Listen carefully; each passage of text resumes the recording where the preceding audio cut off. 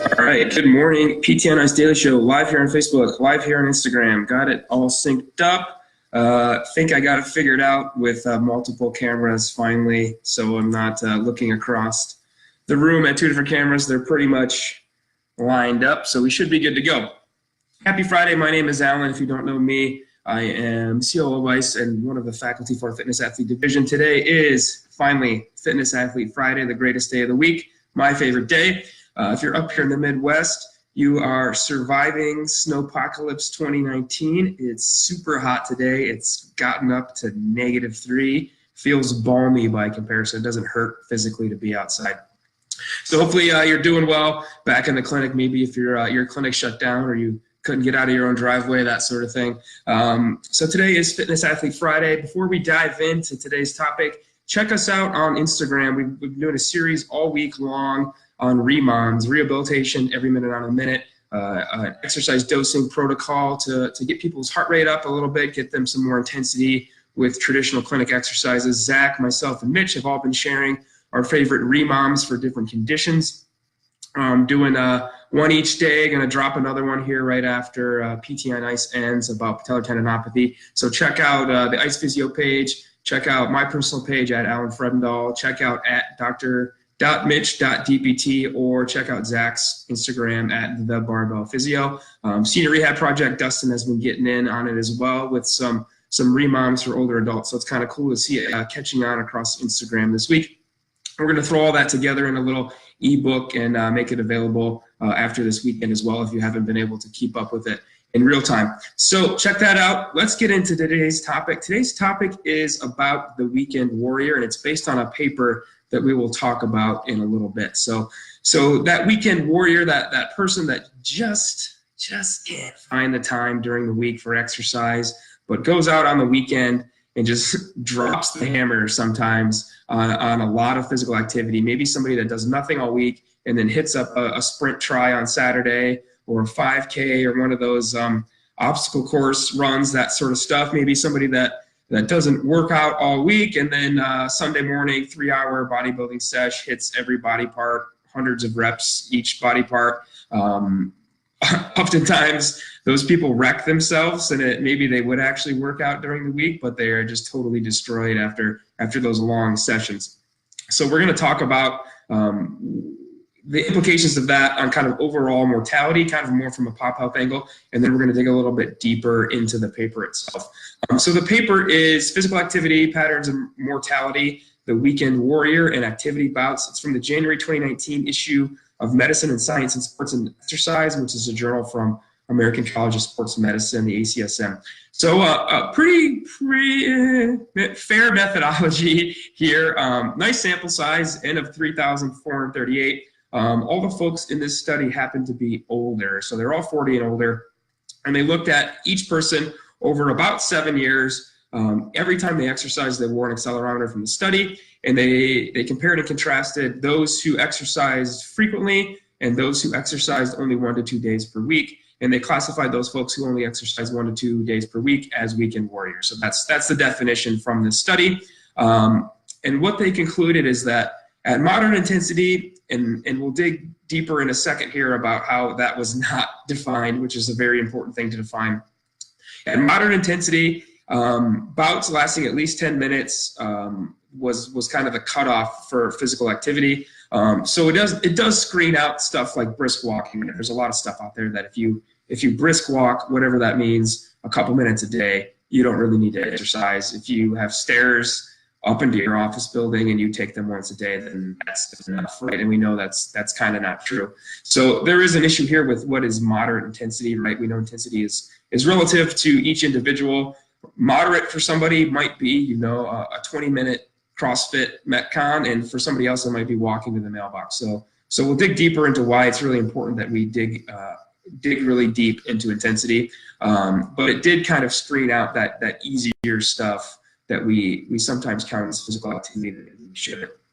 And what the study found is that those folks who made at least 37.5 minutes a week of moderate intensity, again, not defined physical activity, had a 60 to 69% mortality risk reduction, all-cause mortality risk reduction over the 7-year study. And they subdivided those folks and said, those weekend warriors, those folks only exercising 1 to 2 days per week, had no difference between those who were exercising 3 or more days a week, and that there was no reason to do more than 2 days a week, because those weekend warrior types found the same results, basically. So kind of a good study. Digging deeper, it's a good jump off point. It does show us that starting somewhere can get us some results, right? Often we know in the clinic, getting people interested in physical activity and their health is, that initial shove is the hardest shove. If we can get somebody to find something that they find is fun and that they'll do often, then they're hooked, right? Whatever that might be, CrossFit, running, hiking, sprint tries, marathons, like whatever somebody will do often. Honey, I see your question on Facebook. 2 days a week is enough. Well, hang on. So whatever we can get people interested in, shove them towards it, that's often the hardest initial step. So this article is a good point. We know the crisis of our time is people not moving enough, right? The chronic disease epidemic, people are dying from a lack of healthy behavior, from a sedentary lifestyle. So the study shows us that if we can get people moving maybe 40 minutes a week at moderate intensity, whatever that might be, then we can reduce their mortality risk a little bit. And again, we don't like to say we can't say mortality prevention, right? I have bad news for you. You will, if you're listening to this, you will die. Everybody listening to this right now will be dead in 100 years. I can promise you that. So we can't say prevention, but we can say mortality risk reduction. However, it was only 60 to 69%, right? So there's still, a third of people who did this amount of exercise and did not. And again, this article has some methodological flaws. It doesn't look into what we know is very important, which is like nutrition and sleep and stress and other lifestyle behaviors. But like I said, it's a good jump off point. It's also a dangerous jump off point, right? Kind of the trend in this exercise time research that's been coming out the past couple of years, if you've been keeping up with it, is that we're in a race towards the bottom. What is the absolute bare minimum half-ass job you need to do to get a little bit of an effect, right? And that's kind of a dangerous thread to pull. If you watch Parks and Rec, the TV show, Ron Swanson once said, never half-ass 2 things, whole-ass 1 thing, right? So when we're talking about our health and our life, we don't want to be in a race towards the bottom, the kind of bare minimum, phone it in, right? So this can be a dangerous point too. Somebody, might say, okay, 20 minutes a week is all I need to do. Got it. I'm going to do 20 minutes a week of super brisk walking. And then, they might be in that 40% of people who saw no mortality risk reduction, who actually died in the 7-year study. So we have to be careful there as well, that we don't try to bare minimum phone in this research. We should be looking at, is there a link between intensity? And we know there is, because in a couple weeks, I'm going to jump on here and do a part 2 looking at research behind intensity.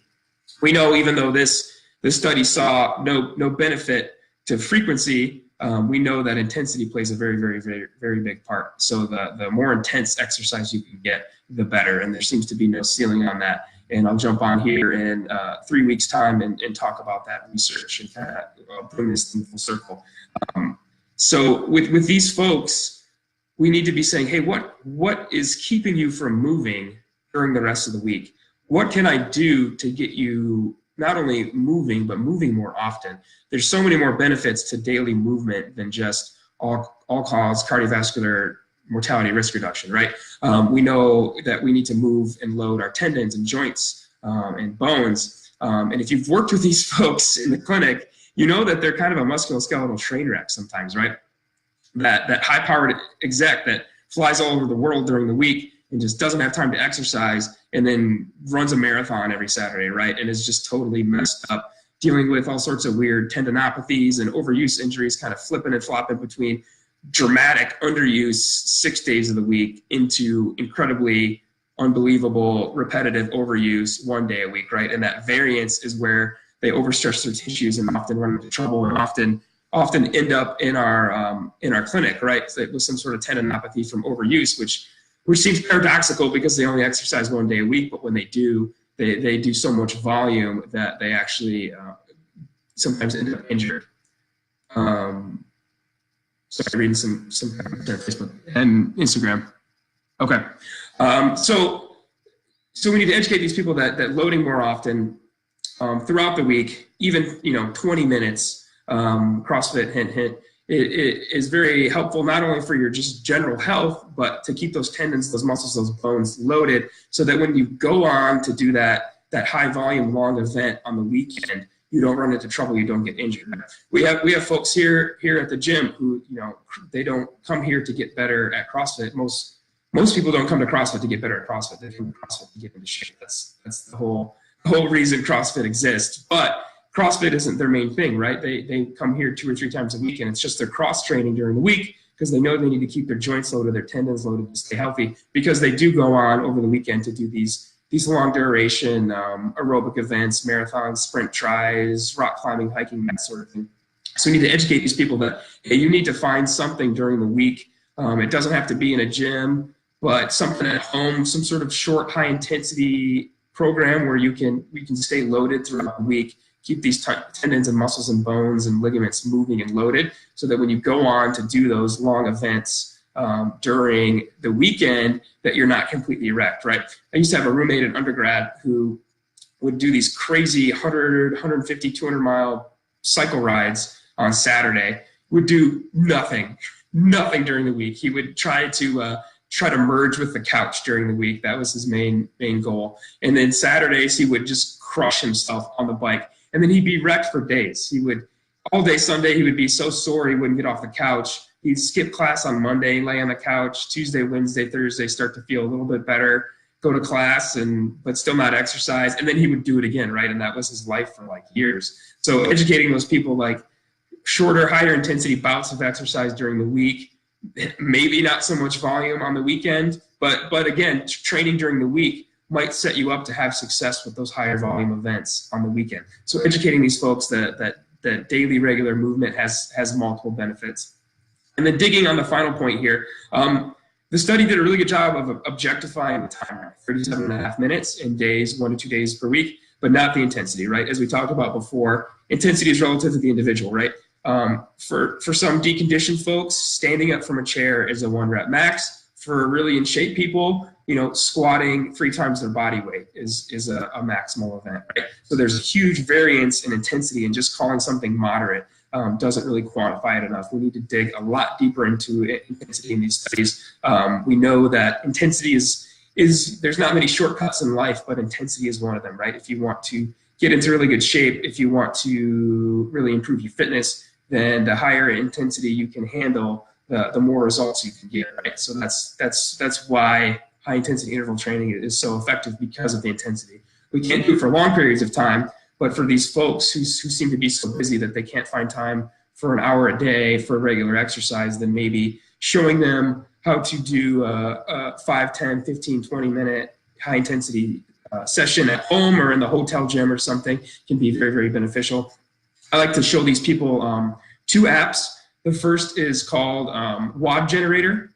This is Android and iOS. WOD Generator is nice. On the main screen, you can select what equipment you have. So you can tell it, you have a full gym's worth of equipment: kettlebells, dumbbells, barbells, rower, fan bike, pull-up bar, everything. Or you can say, hey, I've got my body weight, or maybe I've got my body weight in a jump rope, or I'm in a hotel, I have my body weight in a treadmill, and it will continuously generate high intensity exercises, CrossFit style exercises for you. And you find something that looks like fun, or something that you have the equipment to do, or something that you know how to do. And then when you land on it, that's your workout. You can say, hey, 200 meter runs, run 200 meters, 5 pull-ups, 5 rounds for time.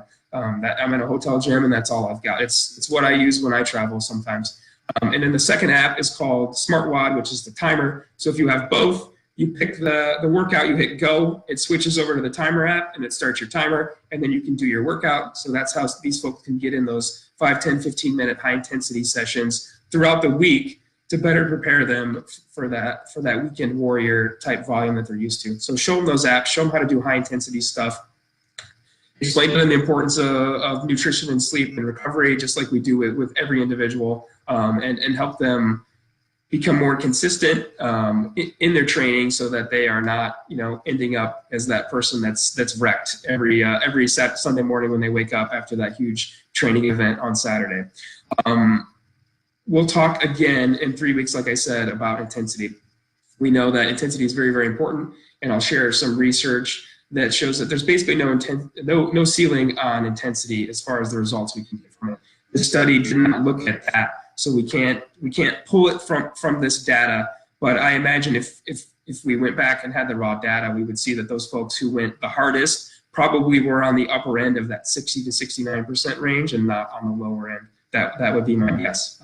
So we'll get into the weeds in a few weeks on the importance of exercising at higher intensities. So good paper, again, the title, Physical Activity, Patterns in Mortality, the Weekend Warrior and Activity Bouts, from the January 2019 issue of Medicine and Science in Sports and Exercise. Good paper. It shows that, some is better than none, which in this day and age is something we need to hit on with all of our patients, right? Most of our patients come in on the none side of the equation instead of the some side. So pushing them towards the some side is important. But again, limitations with intensity and other things going on in this study.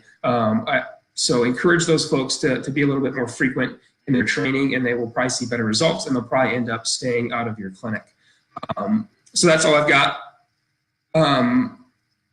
Yep, Connie, I'm seeing your comments. So that'll come in a couple weeks, Connie. Those articles, we'll talk about them and wrap them up. Okay, seeing nothing on Instagram. Okay, cool. So that's it. Hope you guys have a great weekend. Speaking of Weekend Warrior, it's the weekend. So get out there and get after it. This Sunday, our CERT APHPT course is starting up again for the first time this year. So if you've been interested in learning more about population health and kind of lifestyle medicine, then this is the course for you. So check out ice.physio for that one. Older Adult Live, that course originally sold out, but we were able to make about 10 more seats happen, about half of which are full now for next weekend. So if you want to catch Dustin and Christina live in Casper, Wyoming, now is your chance. If you missed out the first time and it sold out, don't miss out the second time. Those seats will probably be gone after this weekend. So that's next weekend in Casper, Wyoming. Excited to head down to Oklahoma City with Jeff and our friend Taryn Kilty this week. Sorry, not this weekend, next weekend, the 9th and 10th for cervical spine management. That's going to be fun down there. See some of the PT Central folks who have taken our Essentials course. And then the weekend, February 18th, Justin is back from Haiti, and he's going to fire up persistent pain management 8 weeks online if you want to get better at dealing with patients with chronic and persistent pain. February 23rd and 24th, 2 courses, performing artist management. Jessica's going to be down in Fort Worth, Texas, and then Jeff is going to be teaching cervical spine down in Baton Rouge, Louisiana. That's a terrible accent. Don't encourage that. With our friends Steve and Kristen down at Delta Physical Therapy. That's going to be a fun one. They are next to a CrossFit gym, so that workout that night will be exceptionally good, I'm sure. Unfortunately, Jeff will be programming it, so I'm sure it'll be absolutely terrible in that regard. And then your next chance to catch us, the fitness athlete folks, is March 16th and 17th here at CrossFit Fenton. That's going to be a great course. We've got some special guests coming up. Dustin and his wife Megan will be coming up. Christina and her husband Nick will be coming down from Canada, and we've got some other guests planned. So that'll be a fun weekend. So don't miss that one here at home base at CrossFit Fenton. So that's all I've got for you. Stay warm. Still below zero in the Midwest. So stay warm. Wear your hat, as my mom used to say. Wear your hat. You lose more heat from your head. Not true, Mom. Scientifically untrue. So get out there. Have a great weekend. We'll catch you guys next time. Check out Instagram for those remoms.